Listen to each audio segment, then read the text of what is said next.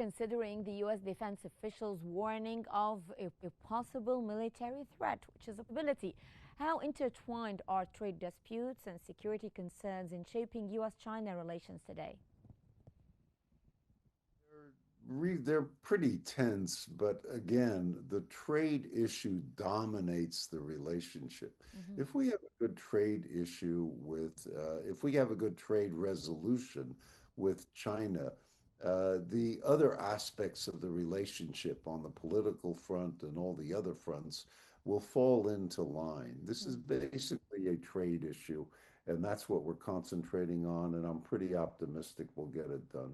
Okay.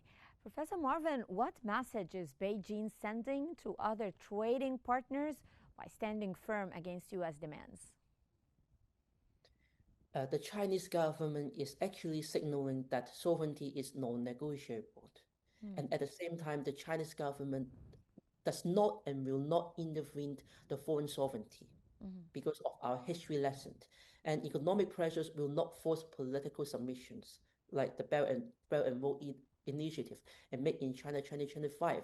And the message to the rest of the world, especially the EU and the GCC, especially the Global South, is that sovereign strategic authority is possible, and China is a critical alternative to the US-led order.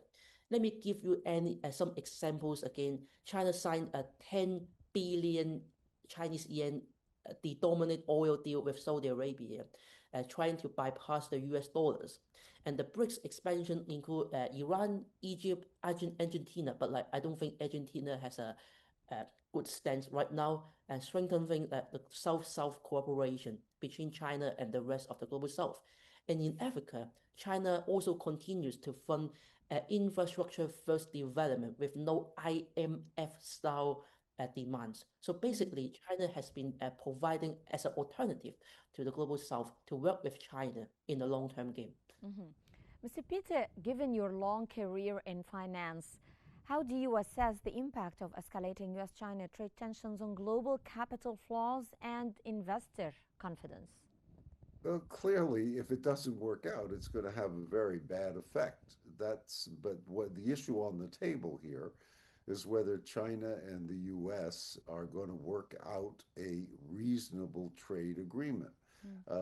China's got their own internal problems. They have high youth unemployment. They've got a big real estate problem.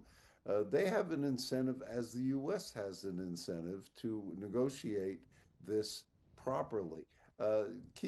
Nobody's questioning China's sovereignty. That's not an issue on the table. The issue here is about trade and fair trade.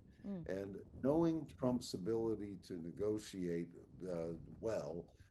I remain confident that President Xi and President Trump will come to some sort of a deal. Okay. Professor Marvin, what role do you see for financial markets in influencing political decisions during such trade disputes?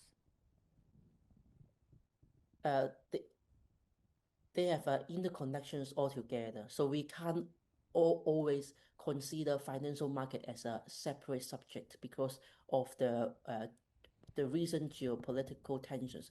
For example, like the ongoing war between Russia and Ukraine, the armed conflict in Palestine, and there are lots of tensions between Pakistan and India. So that's why we need to really consider the geopolitical factor. So even though the rise of China, so that's why the Chinese government has been shaping itself as a safe environment to do business, open for everyone. So that's why we also have a 240 hours of visa-free entry to let every foreigners visit China, do business with the Chinese people, like in comparison to the recent unprecedented political and economic uncertainty in the United States of America. And they even kick out thousands of Chinese students all the way from Harvard University. They are smart, they are rich, so where will they go? And so this is a question for every audience.